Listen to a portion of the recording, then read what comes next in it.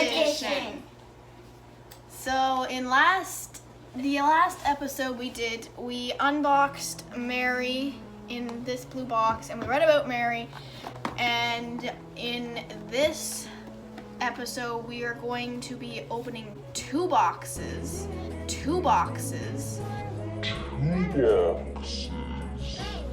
and reading about whoever is in them. So let's open them. And also, we're also going to not only read the part of the Christmas story book, we're also going to read this secret mystery book.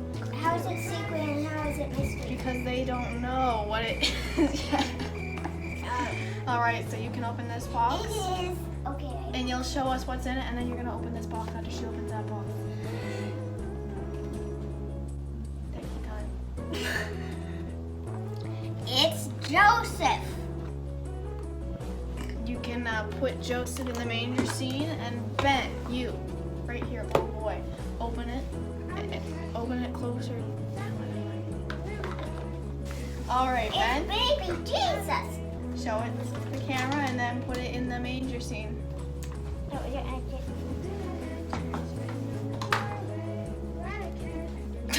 Oh well, close enough.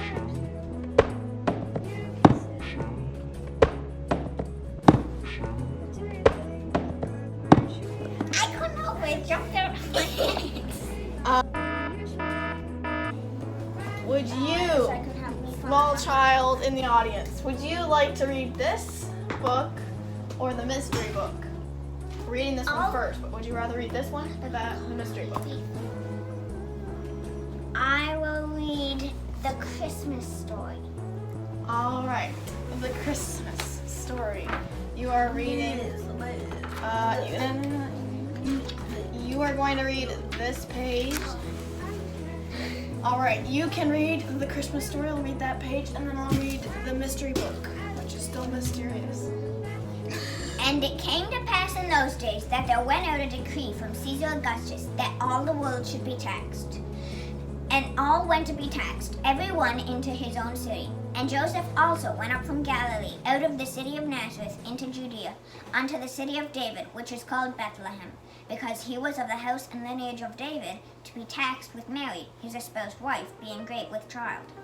And so it was, that while they were there, the days were accomplished that she should be delivered, and she brought forth her firstborn son. So that was a good read. It was a little bit short, though, just for one video. So we're also going to be reading this book, and I'll read this one since you read that one. And it is called Father and Son, a Nativity Story. Let's get on.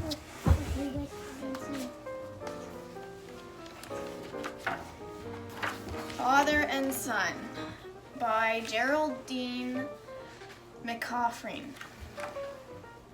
After the star had set, after the angels had roosted, after the shepherds had hurried back to their sheep, there was one person still awake in the dark stable. Joseph sat watching the baby asleep in the manger of straw. Mine, but not mine, he whispered. How am I supposed to stand in for your real father? How is a simple man like me to bring up the Son of God? Not a good start. I could not even find him a proper place to be born, a proper bed to sleep in. He who has cradled us all in his hand since the start of time. What lullaby should I sing to someone who taught the angels to dance and peppered the sky with songbirds? How can I teach him his words and letters, he who strung the alphabet together, he who whispered dreams into 1,000,000 ears in 1,000 different languages? The very thought of it leaves me speechless. How can I teach him the scriptures? It will be like reading him a book he wrote himself. What stories can I tell him? He wrote the whole history of the world. What jokes? He knows them all. Didn't he invent the hilarious hippopotamus and make the rivers gurgle with laughter? Didn't he form the first face wink and make it smile? Someone tell me, how do I protect a child whose arm brandished the first bolt of lightning, who lobbed the first thunderclap, who wears sunlight for armor and a helmet of stars? And yet somehow, my heart quakes for you, child, as small as you are. How shall I teach you right and wrong when it is you who drew up the rules? You who parted good from bad? How? When I get angry and lose my temper, who will be to blame? Always me, I suppose. How do I feed and clothe someone who seeded the oceans with fish and hung up fruit in the trees, who shod the camels and crowned the deer? It's bread and fishes from now on, son, and clothes no better than mine. What games shall we play, boy, you and I? I mean, how can I rough and tumble with someone who pinned the ocean in place with a single tack-headed moon? And how shall I ever astound you, child, as my father did me? You are the one who fitted the chicken into the egg and the oak tree into the acorn. How can I put a roof over your head, knowing it was you who glass-roofed the ocean and thatched the sky with clouds and stitched the snow with threads of melting silver? I am a carpenter, child. By rights you should learn my trade. But how can I teach you to plane a door, knowing it was you who planed the plains, who carved the valleys and hewed the hills? The wind in your one hand and rain in the other. How? What presents can I offer you who has already given me everything? This wife, this night, this happiness, this sun. What shall I pass down to you, little one, apart from a world of love? Not as much as the color of my eyes, not even my name. And yet, I've been thinking, child. My hands are strong, God knows, and everyone needs an extra pair of hands from time to time. So that's what I'll give you, son. That's what I'll be, God.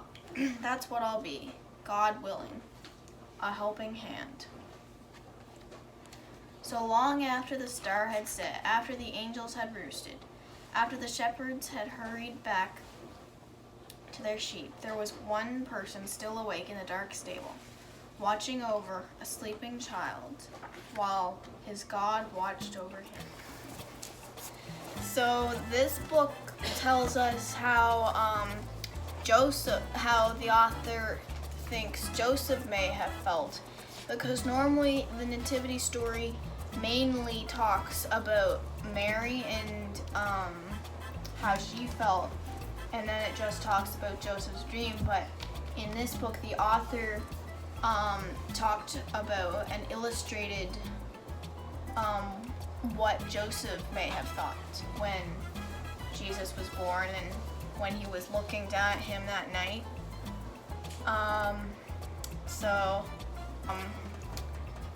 It was, the author wrote it, and somebody called Fabian Negrin illustrated the book, and the pictures are really pretty. My favorite is the one with all the birds flying around.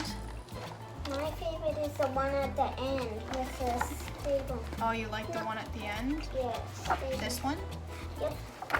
And Ben said his favorite is this one with the little stable. And it is also on the back of the book. What did you like about this book? Well, I liked how Joseph was worried about how he would raise Jesus and what he would do for him, since Jesus or God did everything for everyone, including Joseph. But then at the end, there was the twist, and Joseph realized that God would help him. And Ben told us that he has a little song that he will play and sing for us on the piano, and that kind of corresponds to the book. Yeah.